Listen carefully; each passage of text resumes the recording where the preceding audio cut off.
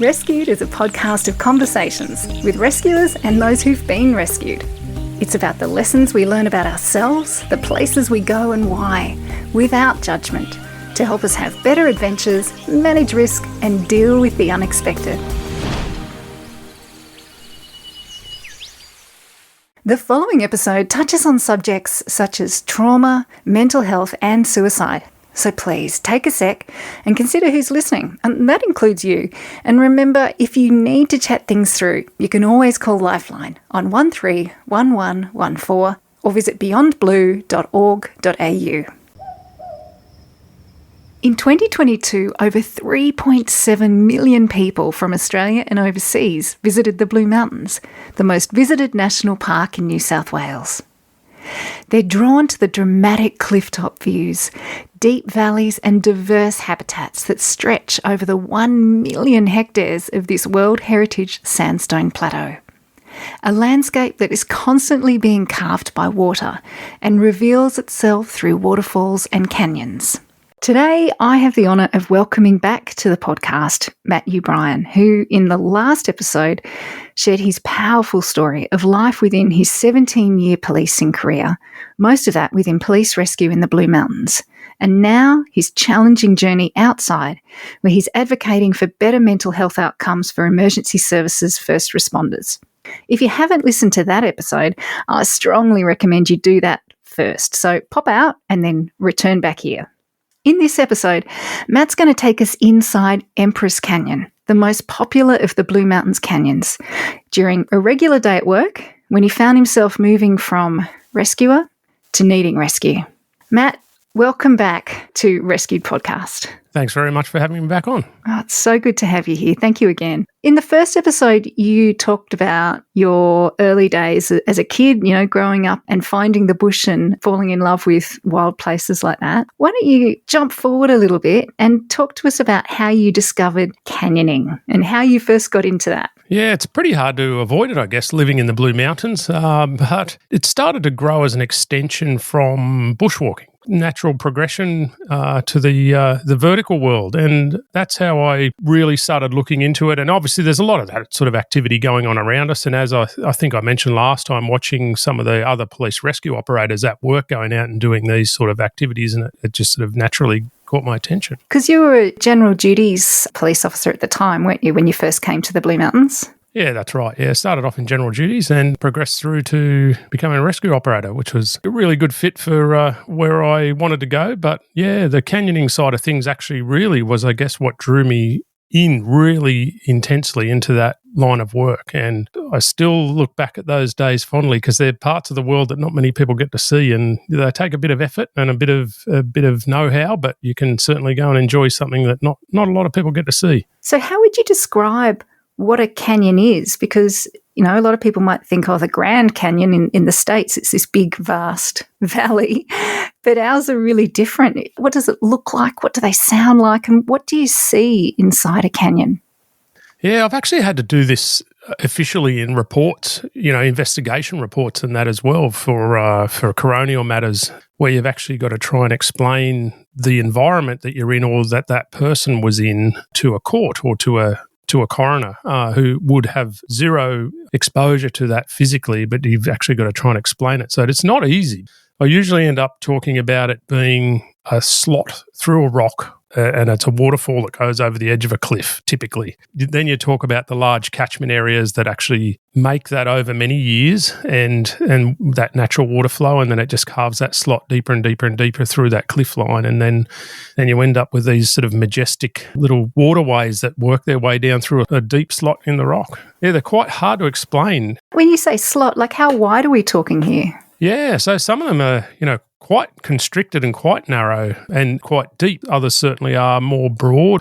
You're quite well aware of how deep you are in Mother Earth when you look up from some of them, because there's a long way of a very narrow slot of rock above you. And they're not places to underestimate either, I think, because of that place that you're in is actually not really easy to get in and out of. And when things go wrong, that's a challenge for everybody, not just you.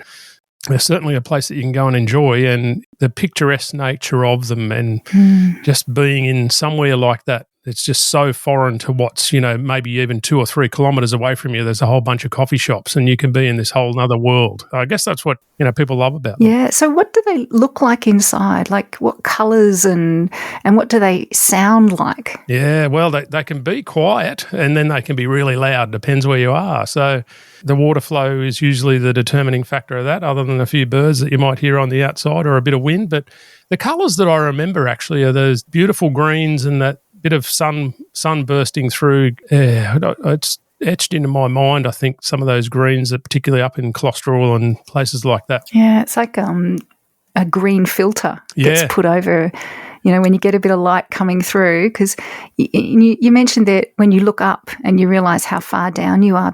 Yeah, it's amazing how the water can just carve it so deep. Yeah, but some days you get that beautiful sunlight bursting through just that little bit of mist that's often in there, and yeah, they look gorgeous. Can you remember your first canyon in the Blue Mountains? Oh, I do. Actually, I do, and it was Empress.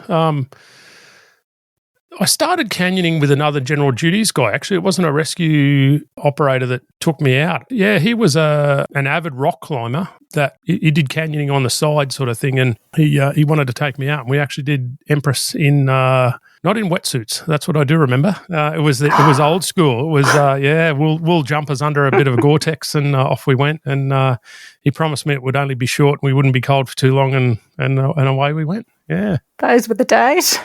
Yeah, I wouldn't do it that way anymore, but that was the place it started for me, actually. Yeah, Empress in a woolen jumper. So I guess that's another thing to help us all understand what this environment's like. So, they're dark and they're also cold, aren't they? Yeah, we haven't talked about temperature. Yeah. That's the big factor, isn't it? Yeah, they're so cold up in the Blue Mountains anyway. And it's usually dark, so it doesn't warm up. And yeah, they're really cold. You need to have the right gear for that, like wetsuits. You can get into trouble pretty quickly if your temperature gets too low. So yeah, they're a challenging environment to work in and play in. You just got to know what you're doing. Yeah. So what are some of the things that, some of the risks, but apart from all the usual things you think about in bushwalking, what are some of the things that we have to think about with canyoning?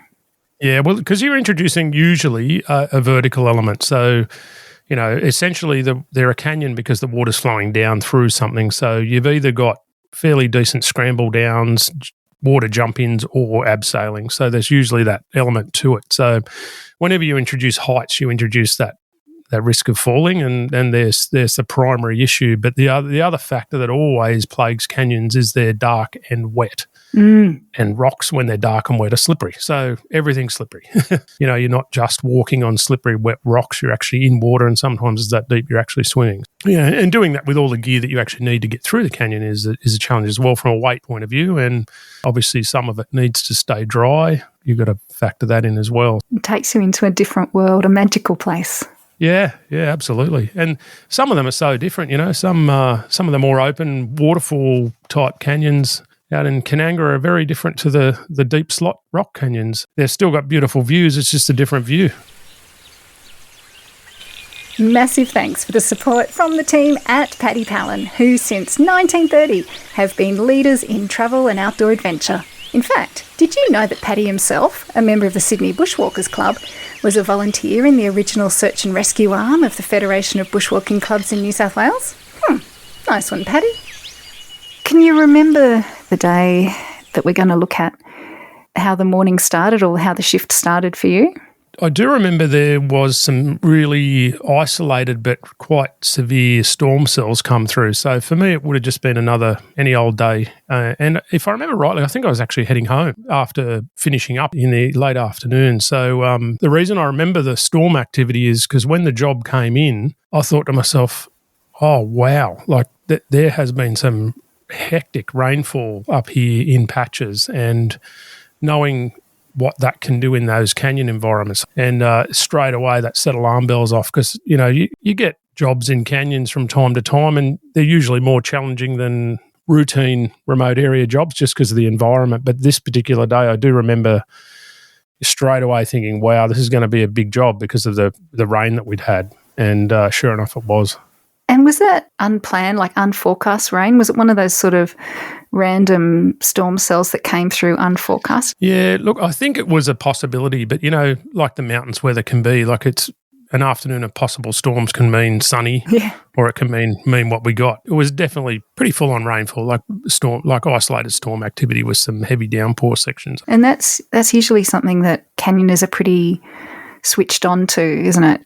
Yeah, that's one of those things that you've really got to be aware of in that environment, is that risk of changing water conditions. So that's because the way that they've formed and the catchments that they're usually part of, that water fluctuation can happen pretty quickly and pretty drastically in those environments. That's exactly why canyoners are usually quite well attuned to what the weather forecast is going to be for their activity. When the job came in, were you thinking back to past jobs you'd done in Empress? Because had you done other rescues and other jobs within Empress before? The sort of more minor injury jobs that happen in a lot of places, no doubt done a few of those down the bottom end there with either ill-prepared people, but certainly nothing of this nature. But the thing with Empress, I guess, for me was I used to use it as a training run. Like it was one of those canyons that I'd do with friends as a time trial even, just to see how quick we could get through and back to where we started from as a bit of a hoot. And knowing the volume of traffic that gets through there, and, that was certainly on my mind as well, thinking, wow, if there's a job going on in there, how many people are actually in there? Because some of those groups can be pretty big, and they're not all commercial groups with the sort of structure that comes with that. Some of the private groups that decide to go in there too were pretty big at times, and that was certainly on my mind that day. Because Empress, it is like most visited canyon in the Blue Mountains. It's, hundreds and hundreds of people go through all the time, and there's never a problem. Yeah, and that's right. Back in those days weren't a lot of incidents, I guess, for the amount of people that go through there. Yeah, nonetheless, it's still a canyon, and to get a job like that after that weather pattern that I knew had passed over the area was a pretty big concern. So you're driving to the access point. Did you access it as per normal, or what were some of the things going through you? And you were there with colleagues at the time. What was going on? So for those sort of jobs, typically a lot of rescue jobs are just done with two rescue operators. But for those type of jobs, they're never just two people, because vertical work's usually a minimum of 3+ people required as a first sort of wave turnout, and those sort of canyon type jobs are usually more than that as well, because of the logistics of equipment and whatever the task at hand is on top of that. And then you add the medical element with the ambulance officers on top of that again. So they're not a sort of standard call out, I guess, and it's very often driven by the nature of the job. But that one, I think we ended up having 3 operators turn up there with the first arriving ambulance. So yeah, myself and 2 other operators, and I think there was 1 SCAT paramedic and a normal road ambulance crew as well. So to give you an idea of what first turned up, the time criticality of that job as well was evident right from the very start. So it's not one of those jobs where you can sort of lob up and take your time planning and doing all of that sort of thing. It's pretty much game on from when you get there. Not saying you don't take your precautions, plan your actions and get your gear ready and take what you need, but it's not a job you can take in slow order and wait for all of the cavalry to arrive before you initiate it, just because of that risk of it could be getting worse every second, and we need to do what we need to do straight away. So that's how those type of jobs are approached. What did you know of the job as you approached? Yeah, that was very, very little. All we knew at the time at the top was that there were people reported as being trapped in the canyon, and there wasn't a lot more information that I remember coming in from that, and that caused us some problems because as many of your canyoning listeners would know, to go towards the exit or to the entrance is not usually the same route, and that's the decision we had to make straight away. Was we don't actually know what's going on here. All we know is people are unaccounted for, or there's an alarm being raised, and it certainly wasn't, they're all out of the canyon type of a message. So we had to presume that there were people still stuck in the canyon. So that's exactly how we approached it. Myself and one other operator, Fitzy, geared up to go straight in, that entry point there near Lillian's Bridge for the people that know it. And then we sent the ambulance officer and one of our other rescue operators down the bottom to the exit point, the bottom waterfall there. So they could actually, if there was something they could do down there, then they'd be in a position to assist. And certainly in a flooded canyon environment, you're not going to be really doing too much advanced medical work in that environment. We were figuring that was all going to happen down the bottom, hence the ambulance officer was probably going to be most useful down there. When you say the bottom, for people who aren't familiar with Empress, that's a significant sort of 30-metre drop, isn't it? I guess some canyons finish at the very bottom of the overall cliff line, whereas Empress sort of finishes partway through the overall cliff line. But it does finish up with about a 30-metre odd drop of a waterfall going into a pool where it intersects the walking track out. So the end of the canyon essentially is a 30-metre waterfall. And that means that your colleagues are a long way from wherever you are, still inside the canyon, hey? And it's probably something that I've had to point out to some people before is that you can't do canyons backward generally. I've had people ask me, why didn't you just start and work your way backwards like you would with a bushwalk, I guess, if you knew they were heading a particular direction? Then, well, that's impossible up a 30-metre waterfall because I don't even think the spiders can do that one. So the tricky part of that job was, that's right, it's a one-way trip.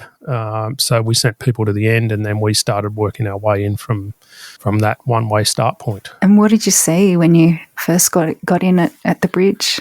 We committed to it wondering, I guess, whether the people were already going to be out. And that was the thing that was always in our mind, was we didn't know. We just did not know any information other than they could have still been in there. So when we got to Lillian's Bridge, you were looking down over that edge there. The water level in there was just evidently way higher than I'd ever seen it. And usually you can look down into, bit above ankle height water that's reasonably wide, good handful of metres wide down there. So and a nice, I think it's sort of like a sandy sort of base. It's quite easy going in that little section.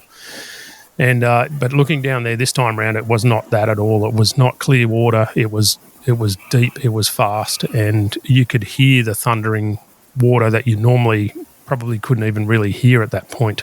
You could hear it roaring from further down in the canyon. So we knew it was going to be a wild ride, that's for sure.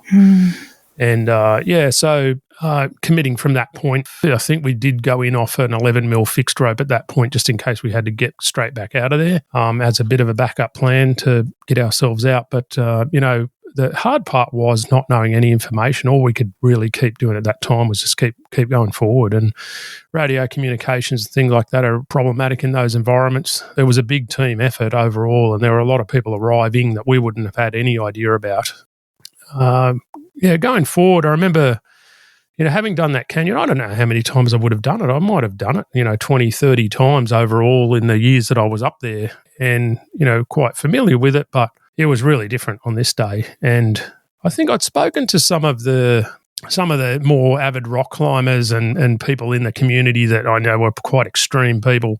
I know some of them would go and test their boundaries in those type of environments in water levels that would not otherwise be advised. But I certainly hadn't done that canyon in elevated water, other than maybe just slightly higher than normal, but certainly not in flood. And I would have called this definitely in flood. I'm curious as what is going through your mind at that time when you're about to make that decision of commitment, when you're hearing the water, it doesn't look like it normally does. It has a dark colour, but you think there's a job to do. There's people who could be in here.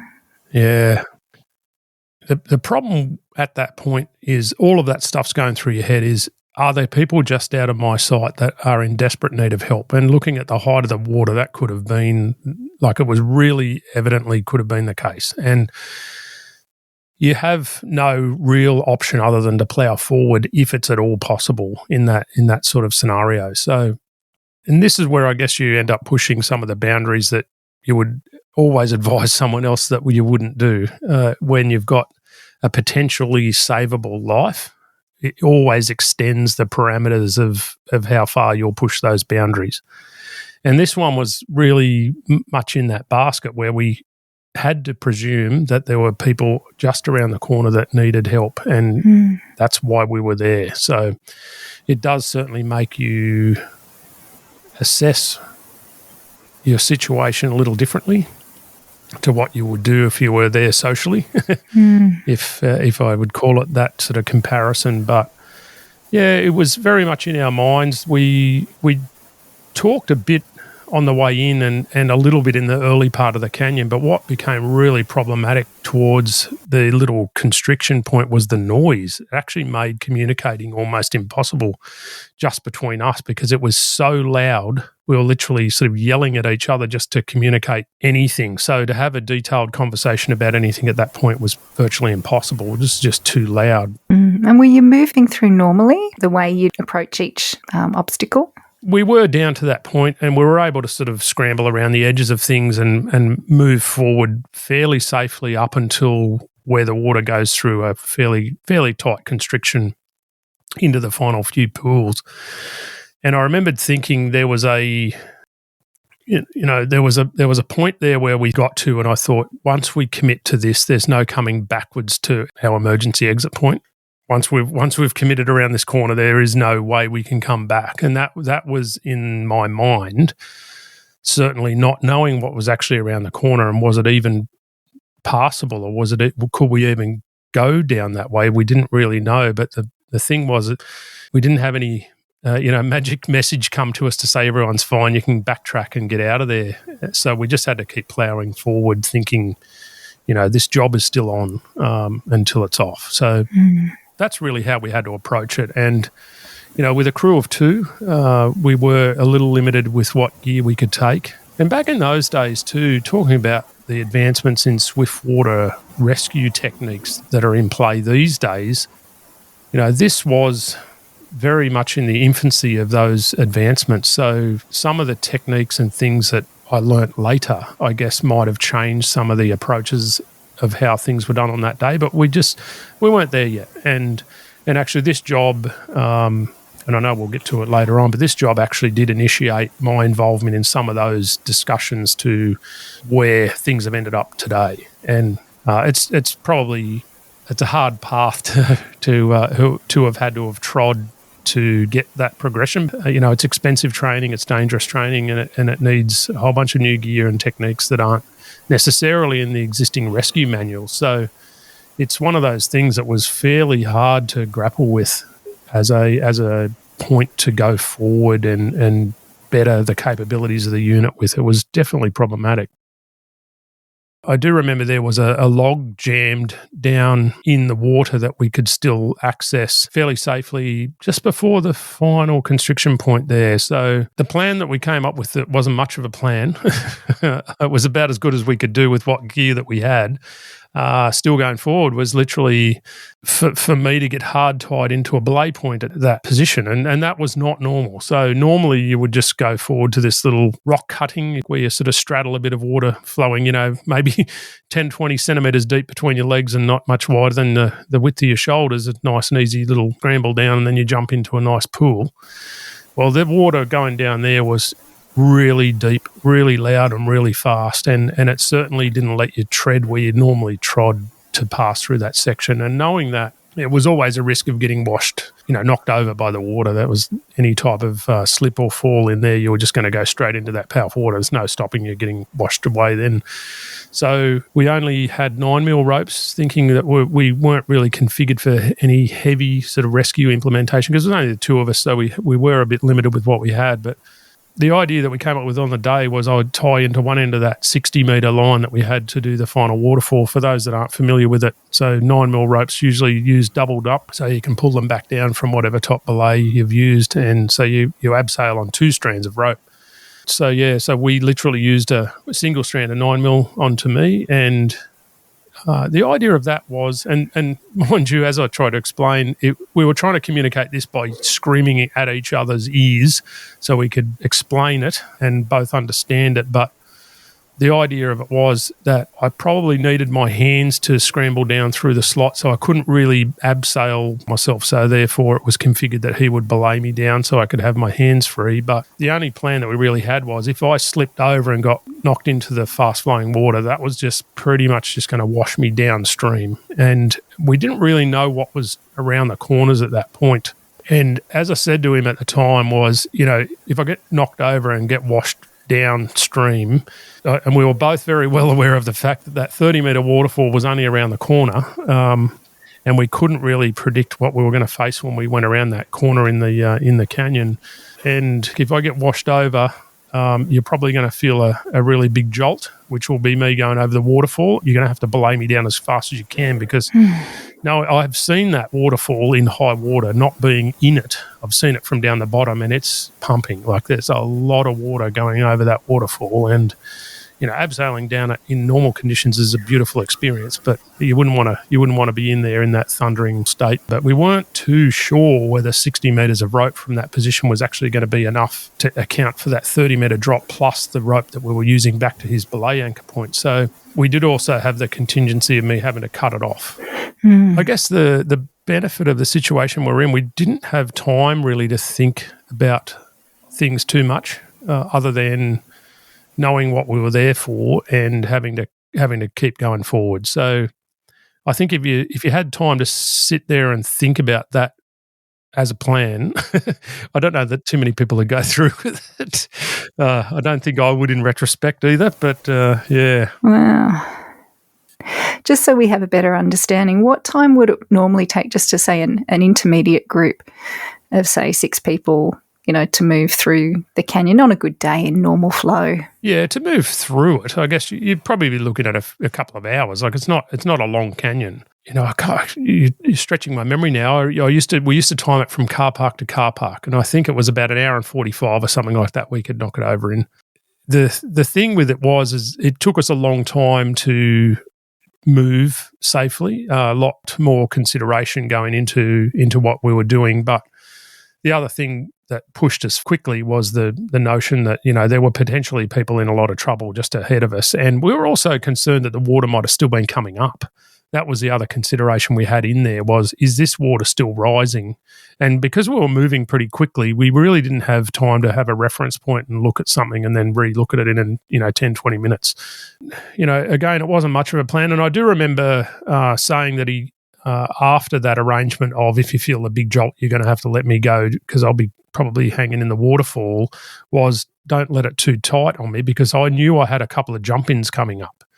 And I didn't want to go jumping off something and then have this tight rope just jam me, and that could have really given me some grief as well. And so it was a really complex sort of thing that we were trying to come up with for him to do, to manage out of sight of me. And you had no verbal comms either. You weren't able to say, "Hey, let me go," or no. It was so loud. It just made everything so difficult. And I remember moving forward. And I'm not too sure whether my mind's blanked a little bits and pieces of this out. But I remember going forward to a point where there's normally a little pad where you would jump off into the second last pool, but it was covered in water. But I knew it would be there somewhere. So I was able to sort of stand on this thing where you would normally jump into the pool from, to give you the right angle so you wouldn't hit anything.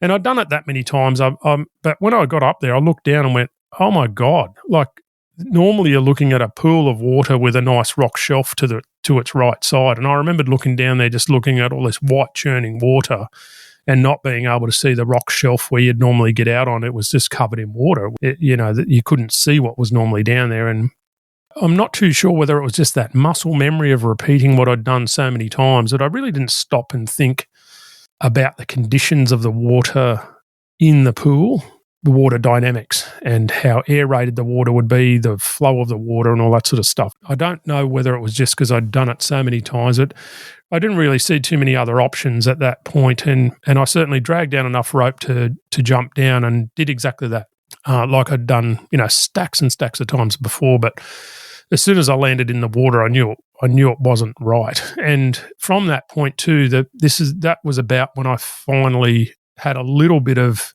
comfort in knowing that we weren't there for nothing, because I'd seen the people at the abseil point on the exit. That was the first time I'd actually thought, thank God we're not in here for nothing, because I could see people that were still stuck there.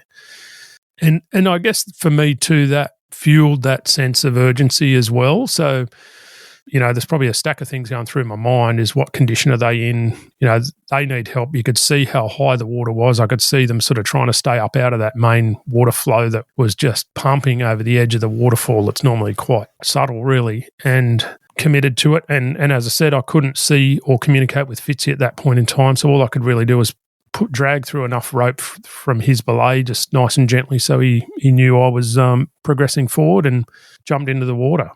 When I jumped in, I just knew it wasn't right. I wasn't floating very well, and I now know that's because the water was all sort of aerated. But the other thing that it was doing is it was really vortexed. It was going around round and round in circles with me, and just started to swim to the side like I'd done stacks and stacks of times to pull myself up on the little rock shelf to then go into the next pool. But as I said, you couldn't really see the rock shelf because it was all underwater, but I knew it was there because I've been in there so many times that as I tried to flap my way across to the side, it was just dragging me back in again. So I was going around in circles, and it was hard going, and I was trying pretty hard, and I undoubtedly would have been pretty pumped up, I guess, after what the environment that we're in, getting a bit of fatigue going on anyway, I think, but I gave it my best, and it wasn't good enough, and as I made the edge, it would drag me back in and spin me around in the whirlpool again. And as that kept going on, there's a few different things that were happening. The first thing was the amount of rope that was coming down just kept coming, because that's what I'd told Fitzy to do. I'd told him to keep paying out rope so I could keep moving forward. So without knowing where I was, because he couldn't see me, he was just doing exactly what he was told to do, was just keep paying out rope. But that rope was then coming into the pool with me. Like, I remember feeling it around me, thinking that's the last thing I need is to get tangled up in rope, which I was hard tied into. And as I was trying to get around the pool, and then as it was getting deeper and deeper, I remember the feeling of it pushing me underwater a little bit on the opposite side because of the rocks sort of a bit overcut, and that was making it challenging as well, and going around and around. And the sad part about it is I do remember bumping into things with my legs in the water, and I've since come to know that was actually the body of the person that died in there was actually in the water underneath me, and I was bumping into him. So I didn't know that at the time, obviously, but I could definitely feel something moving in there that I was bumping into, and that's what it would have been. So I made a few more desperate efforts to get myself onto the rock ledge to get myself out of that water, and every time I got over there, I'd latch my hands into the rock, and it'd just drag me back in. I couldn't hold on to it. So I got to that point where I went, right, I'm in trouble, because I was starting to, really, I was having trouble, swimming, literally. I knew I was getting out of breath, and I think I came to the conclusion of I got to ditch this bag. And look, the long and the short of it was I knew I was in desperate trouble, and I was trying to latch myself onto the rocks and get out, and I just couldn't. And I tried after I got rid of my backpack, just one last almighty effort to get to the side and get myself out. And I remembered sort of feeling, got to the edge of the water and got my sort of hands and elbows up on there, and just thought I've got to hold myself here for a little while so I can just catch my breath.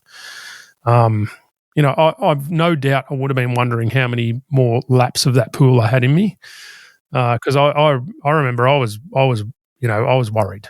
There's no question about it. I knew I was in trouble, and having got back to that rock shelf and just got a little bit of purchase on it, that I was able to hold myself for a little bit. And I have no idea how long I was there for in that position, but the next thing you know, I remembered Fitzy's feet, and I still don't know how he got down there the way he did, and I don't even know that he does. But I'd gone from literally shitting myself, thinking I don't know whether I'm going to get out of this thing, to seeing the shoes of my mate, which couldn't have been a more welcome sight, to be honest with you. And Fitz is a pretty strong bugger, so he's just reached down and reefed me out of there. And wow.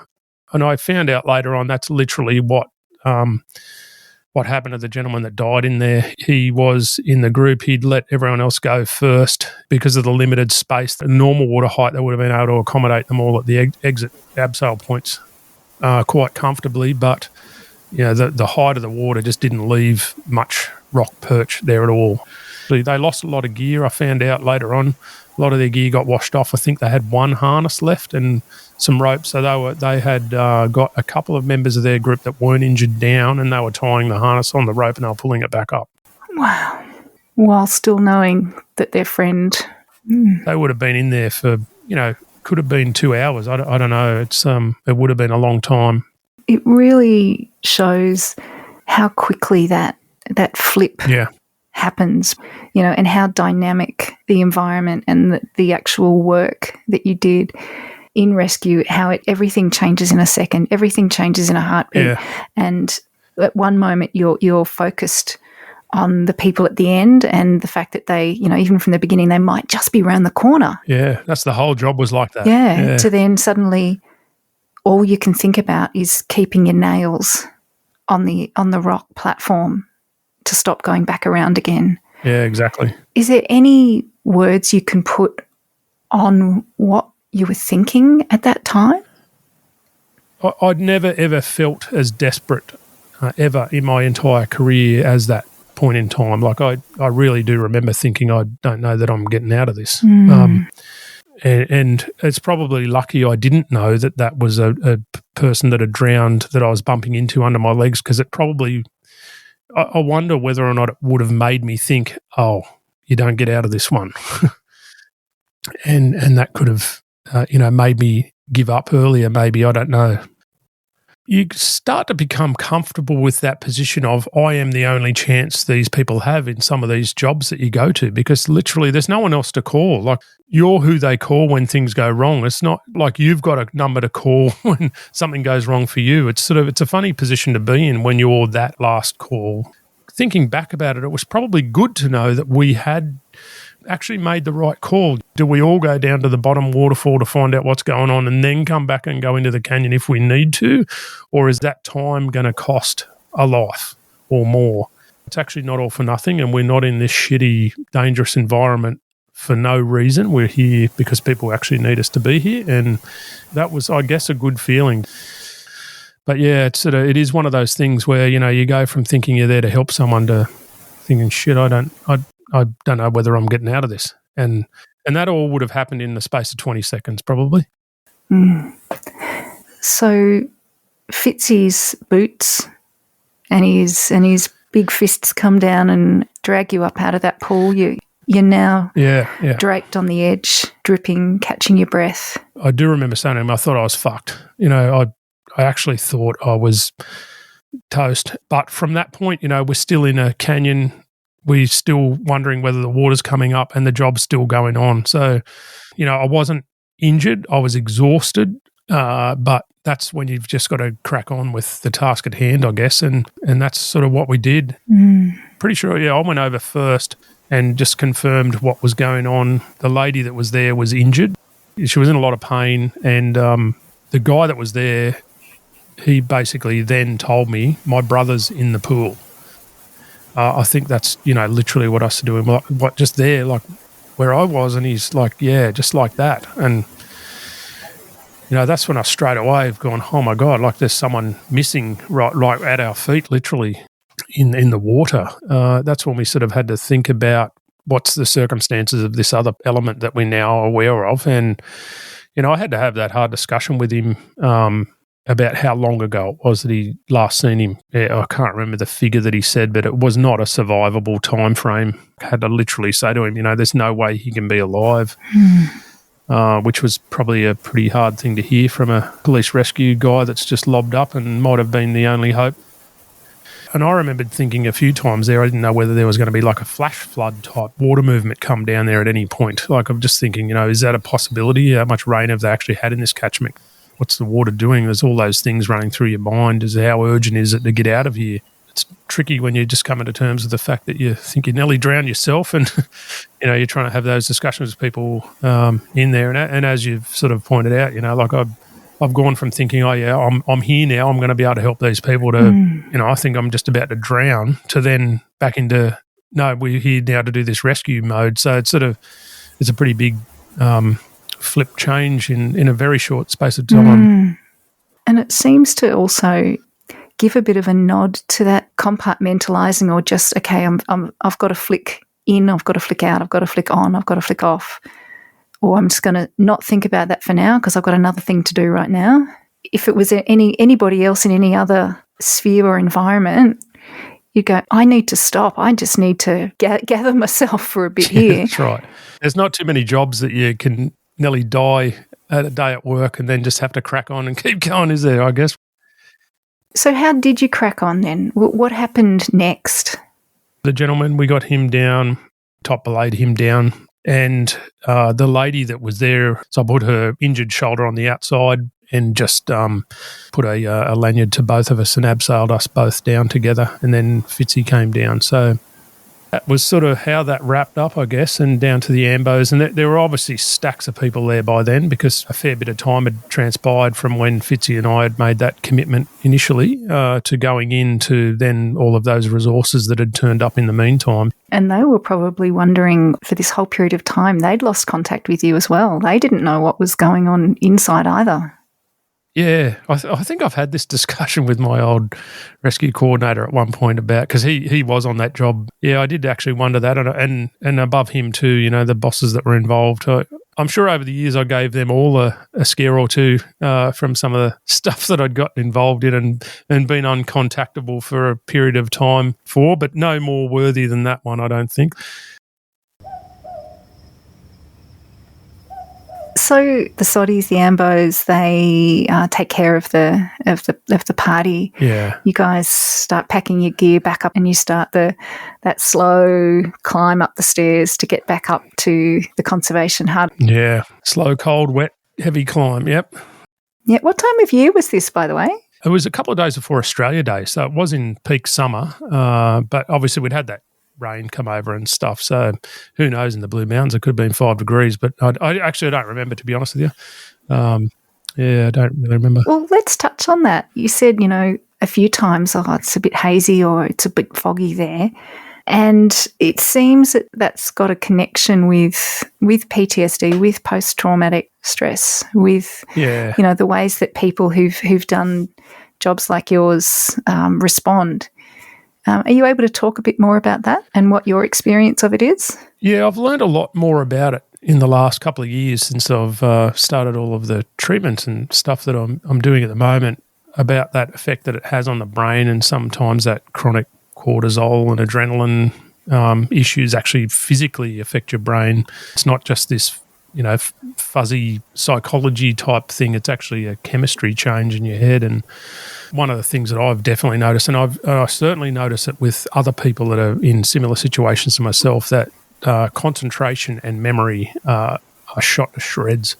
I was doing a master's at uni a small handful of years ago, and towards the end of it, it was really tricky because I had such a short attention span and couldn't remember anything. So it made studying at that level really hard, and I'm starting to think, you know, I mustn't be as smart as I thought I was.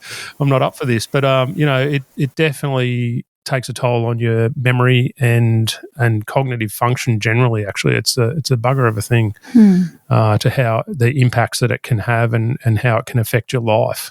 Just like a flooded canyon isn't to be underestimated, it's definitely linked to it. And the majority of people that I've, you know, am in circles with these days are suffering some element of that, either memory loss or concentration or both. It's sad actually, because it's not only traumatic things that you black out, if that's even a term for it, or delete. It's unfortunately it's often big swathes of time, and you know, there's a lot of good times wrapped up in your life too, and a lot of that stuff's pretty foggy too, unfortunately.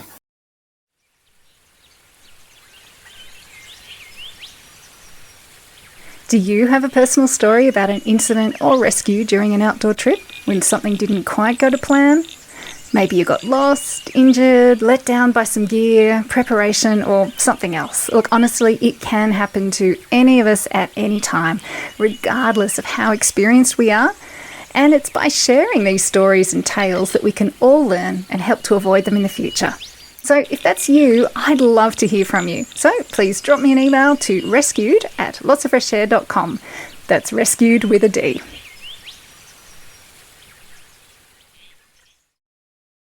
Matt, amazing story, and it doesn't end there, because I'm interested to how the days, the weeks after that event, did you start to slow down enough? Did you allow yourself to actually start reflecting on that day? Yeah, not really. That job wasn't over that day because there was still a body unaccounted for in the canyon, and I knew full well that we were going to be back there tomorrow. So for me, it's pack up, set up, and reconfigure for tomorrow. And again, just talking about memory, I have zero memory of this, but apparently when I got home, I walked in the door and literally collapsed on the floor and babbled out some crying blubber about nearly dying, and then sort of fell asleep on the carpet for a little while. And so I must have been absolutely cooked. For me, that was literally get home, dry as much stuff as I could, get ready for tomorrow. It was another early start. And as I said to you, it's a huge group of people involved at this point in time. Myself and a different rescue operator the next day and the divers, and we went back in. The water level was almost the same. I don't think it had come down at all. I could tell the water was still just hammering down through that rock slot, and it wasn't going to be safely passable. And here's, I guess, the difference in the job is when there's savable lives at risk, then you push the boundaries. When it's a deceased person you're going in to recover, you don't take those risks. We got to that point and I just said, no, it's not worth the risk of us going down through that water again like we had the day before. So we actually bailed out. Yeah, we called it a day. My first reaction to hearing that you went back the next day, I'm kind of gobsmacked because I'm like, if I'd come to a possibility of end-of-life moment in a work situation, surely there was someone else that could have called and given you the day off or something like that. But maybe the fact that you were there meant that you were able to then analyse the water the next day and make that call for safety to say, actually, it's the same as yesterday. Yeah. It's not worth it. Yeah, having that knowledge of the actual conditions in there from the day that we were in there probably was important. And by that time in the unit, I was probably one of the people that was the most experienced canyoner. So that's probably another reason why I was kept on that job. And not to mention, I would have liked to have seen it out too. It would have been a lot about me actually wanting to be there as well. If I had been told that I wasn't allowed to go back in, obviously you have to accept that. But I would have wanted to see that job out. Yeah, and unfortunately, rescue work is a bit like this. It drags people in and you don't like letting go of stuff. Did you ever find time to actually start pulling apart what had happened internally inside the canyon for you? So I went back in the next day again with another operator, a different rescue operator, and we saw that job through. So that was a 3-day long job. And, along with that goes a lot of paperwork and a lot of reports. And there's a fair bit of decompression that you have to do in the sense that you've actually got to write a lot of stuff up. People ask you a lot of questions about it, but I don't know that it's one of those things that I really stopped and thought about that moment or what the consequences of that could have been. I don't know that I really stopped long enough to think about it in any great detail. I didn't really ever, until recently, stop and think about what that actually meant. How many years passed between the Empress job and I think you called it doing some work on it? Yeah, well, that's nearly 15 plus years later. And there's a whole bucket load of jobs before and after that I guess, not at that level, but in some ways not that different. It's a bit weird, I guess, when that's your line of work and that's the sort of stuff you do. You normalise things that are not normal. And that's what I think people in those lines of work do for, it really is for their own sake that they have to do that, and you have to keep going. But yeah, you're right. It's later now that I can see the effect that it's all had on me, that I've stopped and looked back and gone, wow, that wasn't a normal day at work, or that job that I was doing wasn't a normal job. That really was something different. I probably wished I had have had that moment a long time ago, because I think I probably would have managed myself very differently in acknowledging how wild that job was, or the jobs that I was going to, how abnormal those things were and could have had an effect on me. And I probably wish that I'd come to that realisation a lot younger. But it's tricky because, I joined the police force when I was 20 years old, and you're in that impressionable young age, and it moulds you into a particular way of thinking, and a lot of your formative years in that type of work are spent, a lot of your formative years are spent in that line of work. So it's quite normal to you. Can you remember the next time you went into Empress after the job?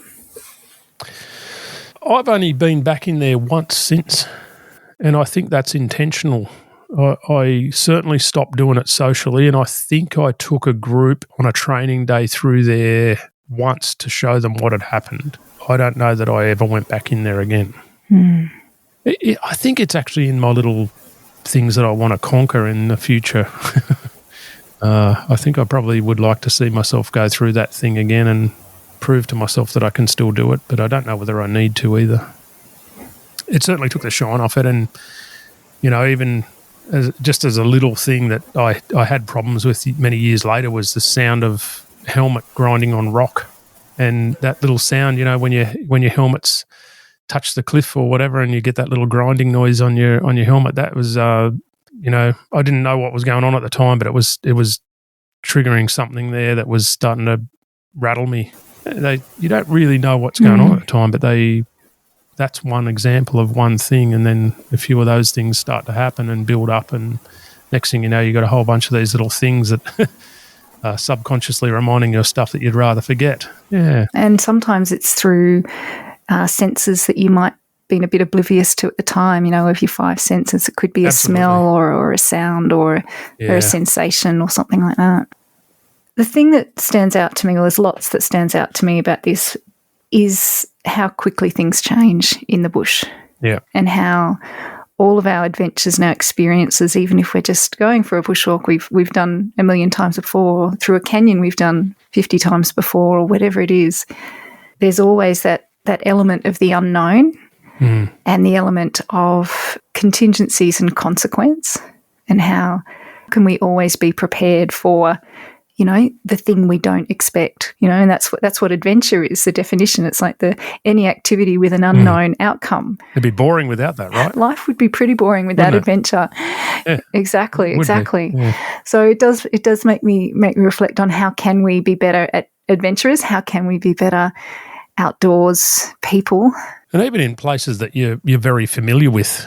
And I got to the point where I'd done the same thing 30 times over and probably stopped thinking laterally about the activity or the problem at hand or what I was trying to conquer. It was just programmed into me as, this is what I've done this stacks of times before, this is what I do. Whereas if you took somebody green there, they'd probably look at it from one step back and go, okay, well, that's one way of doing it, but what about this or this or this?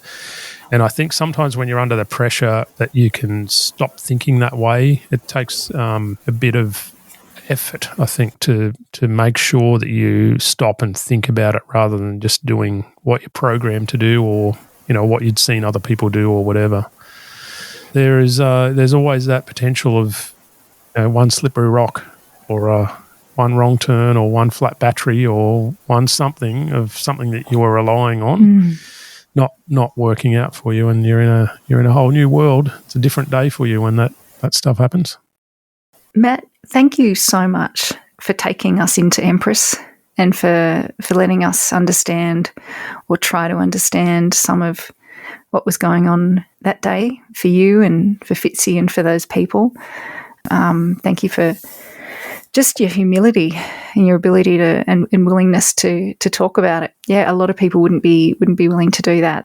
Yeah, it sort of helps me too. I think sometimes it's good to get some of these things off your chest that you've held way too tight for too long, and sometimes it's actually good to talk about it, particularly if someone can take something away from it. And there's little hidden things in lots of these stories that I wouldn't even be aware of that someone will pick something up from, or even if they're critical about something that's happened, at least that way they're thinking about the situation or what could be done differently or what could be done better, or as we always say, if this helps one person somewhere down the track, it's all worth it.